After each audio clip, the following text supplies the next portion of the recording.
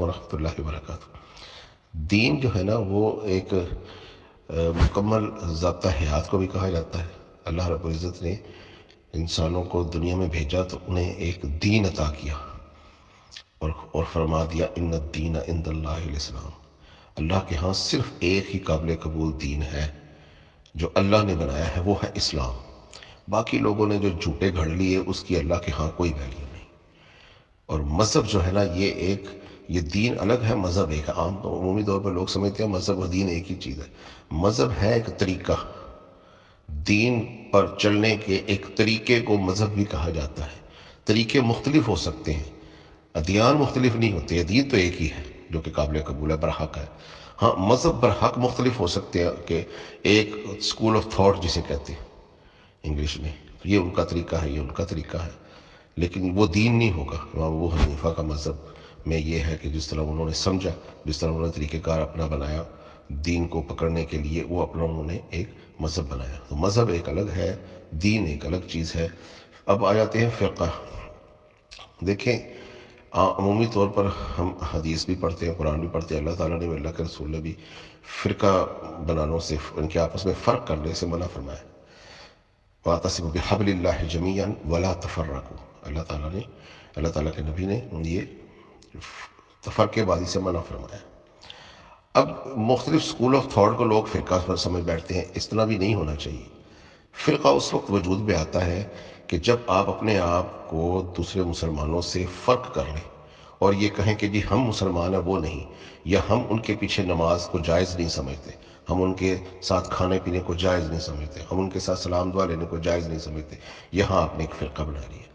لیکن عمومی طور پر اگر کوئی اہل حدیث اپنے آپ کو کہلواتے ہیں اور دوسرے کہتے ہیں جی ہم اہل سنت ہیں، تو یہ ایک ہی چیز ہے۔ فرقہ تب بن جائے گا جب کوئی اپنے آپ کو اہل الحدیث کہلوانے والے کہیں کہ ہم اہل سنت نہیں ہیں، ہم سنت کو نہیں مانیں گے اور ان کے پیچھے نمازیں نہیں پڑھیں گے، ان کو یعنی کہ وہ نہ مانیں، مسلمان نہ مانیں، یا ان کو گمراہ کہیں، ان کے ساتھ کھانا پینا نمازیں ہر چیز الگ کر لے، تو اب یہ فرقہ وجود میں آ گیا۔ اس چیز سے منع فرمایا گیا ہے۔ اسکول آف تھاٹ مختلف ہو سکتی ہے، کسی نے قرآن کو، دین کو، نماز کے طریقہ کار کو دوسری سنتوں کے ذریعے سمجھا، کسی نے کچھ مختلف سنتوں کے ذریعے سے سمجھا، اس میں اختلاف ہو سکتا ہے۔ اس اختلاف کو فرقہ پرستی نہیں کہیں گے۔ فرقہ پرستی تو تب ہوگی جب اپنے فرقے کو ہم نے مسلمان کہا، دوسروں کو اسلام سے خارج کر دیا، یہاں فرقہ پرستی کی بنیاد پڑ جائے گی۔ اور جو فقہ ہے نا، کسی دینی معاملات کو سمجھنے کو، اس کو آسان ترین طریقوں سے سمجھنے کو فقہ کہا جاتا ہے۔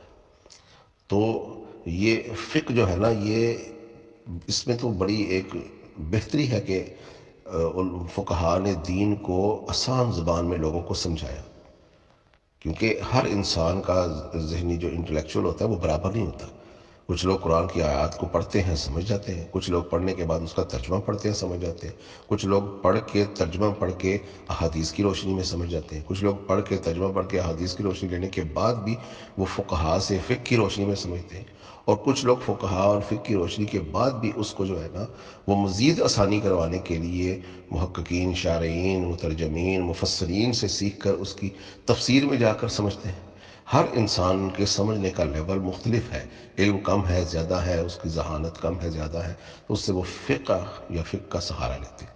تو یہ مختلف طریقے ہیں، لیکن ان سب طریقوں پر چلنے کے بعد پہنچنا ہم نے دین کے اوپر ہی ہے، اور نفاذ دین کے لیے کوشش کرنی ہے، اور دین ایک ہی ہے، اسلام۔ مختلف طریقوں سے، مختلف معاملات سے سمجھنے والوں کی توہین کرنا، یا ان کی تکفیر کرنا، یا ان کے پیچھے نمازیں نہ پڑھنا، یا ان کو مسلمان نہ جاننا، یہ سب حرام ہے۔